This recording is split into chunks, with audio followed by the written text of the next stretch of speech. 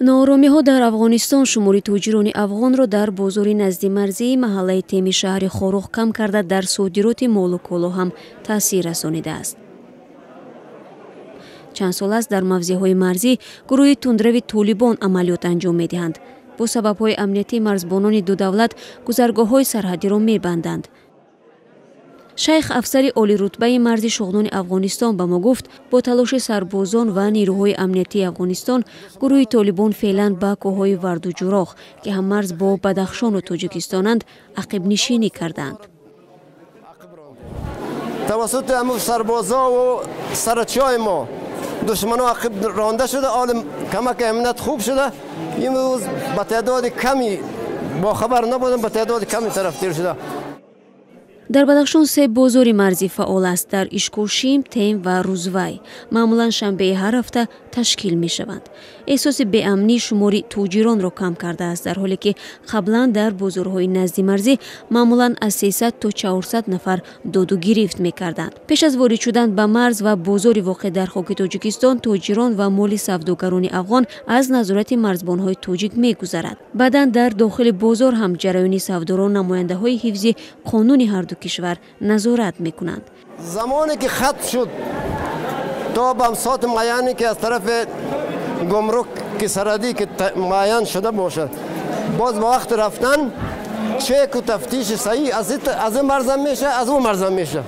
تاجران کشور همسایه در افغان بازار کالا و پایافزال، اتریات، آرایشات زنانه، اسباب و افزار آهنگری معمولاً استحصال ایران و پاکستان را به فروش می‌آورند.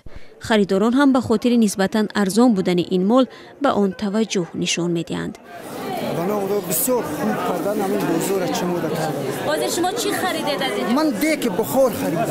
برای چی خرید؟ چی این دیک در همین استخوان گوشت کو در 4 و 5 منوت همین نرمش میپزد تیز دار. این دیک افغانی است یعنی؟ افغانی است. اصلا پاکستانی است. برای وضع چند سومونی خریدید؟ برای وضع 110 سومون. قبلا در این بازار مواد غذایی نیز می‌فروختند که بدتر منع شد. قسمت بیشتر مال و کالا را تاجران کشور همسایه با استفاده از حیوانات بارکش می‌آوردند که این به صفت مواد غذایی تاثیر می‌گذاشت.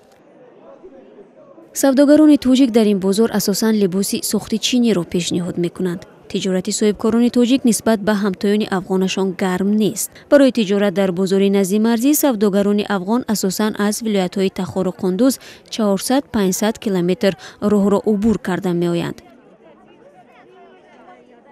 سالن 400 سون 300 سون سالن میگیم بود میریم اون بر. بچه بیشتر صرف می‌کنید؟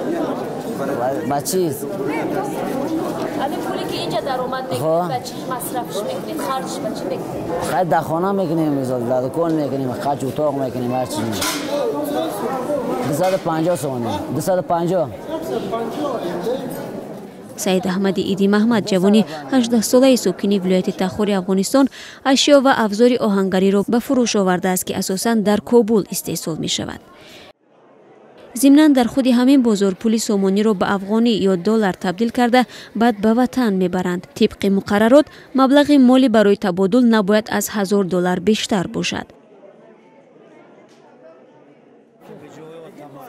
پهلوان مهتر ولد دوستبای که به گفته خودش در گذشته گوشتی گیر بوده است، حالا به کتاب فروشی گذشته است. زیرا به عقیده او ثواب چنین تجارت به مراتب بیشتر بوده است. به نام پهلوان مهتر مرا کل افغانستان میشناسد.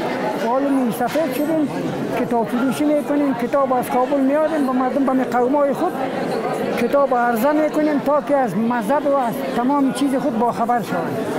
طبق لایحه باید بازارهای مرزی برای نزدیکسازی فرهنگ و دستگیری استحصال کننده های محلی و تأسیس جایهای کاری باعث کردند. اساساً آنها با مبلغ تشکیلات های بین المللی ساخته می شوند. در حدود بدخشان از این گونه بازارها طبق قرار حکومت باید باز در موضع ونج، قلعه حسین و مرغاب تأسیس یابند که یکی از آنها در سرحد تاجیکستان و چین باید قرار بگیرد.